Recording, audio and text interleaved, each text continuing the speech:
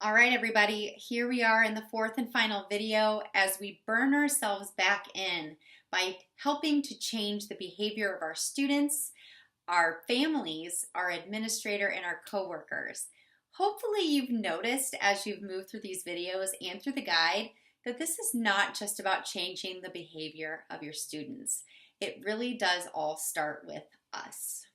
So as we move into the final steps of being burned in and the final steps of this 8-step guide to changing relationships, changing behavior, and creating more time for ourselves outside of the school, I want you to remember that sometimes the things that students need most have nothing to do with your lesson plan.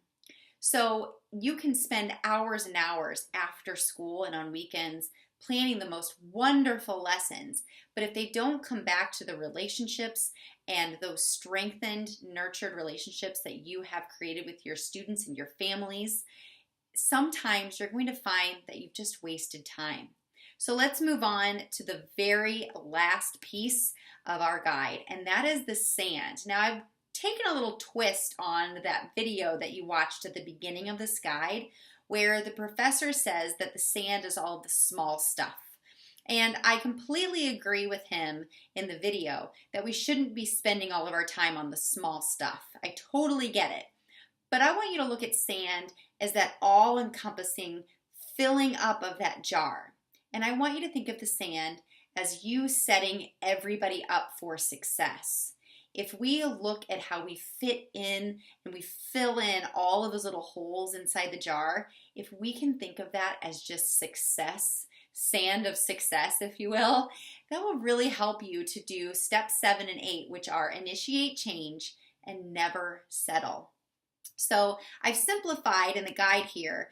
I've changed your students, your administrators, your family, your coworkers to just your people, because those people outside of yourself, you're going to continue to initiate change in the same way. You've got to let your people know that you want a relationship with them. If your relationship with your families or your administrators started off really rocky, it's really your job to let them know how important it is that you move forward and continue to build a strong, healthy relationship with them. There's no other way to guarantee success for you and your students without that relationship. Make sure that you initiate change by accepting challenges.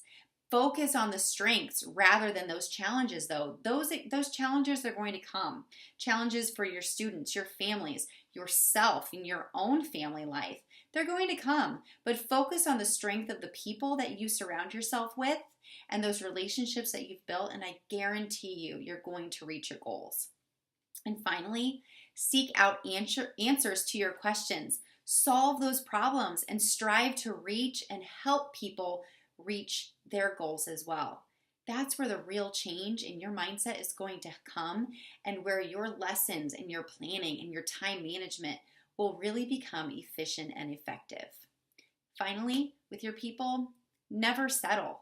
Never settle for poor behavior or failure from any of your people, from yourself, from your administrator, from your students, from your families, or from your coworkers. Be proactive if you see that poor behavior. Don't sit and dwell on it. That's where that burnout will come. Never settle for permanent challenges from your people. Don't look as a challenge as something that's permanent. Normally, challenges are just temporary, and you have to move through them in order to move on to continue to reach your goals. And finally, anything less than what you believe is the best for you and your people, or what you can achieve. Never settle for less than that. You are so much more than your career.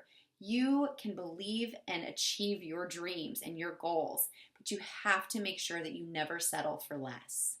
And when it comes to your workload and time management, you can simply initiate change by setting a time that you will leave every day. And if some things don't get done, you really need to determine if those are things that you really have to continue doing for the success of your students, okay? Or have you always done these things, so that's why you're still doing them? And finally, to initiate change, you should be searching for ways to automate and become more efficient. If you're still using worksheets from 1994, you are clearly not using the automaticity that you possibly could to make your teaching more efficient and more effective. If you haven't used Google for education tools yet, I strongly suggest that you do that.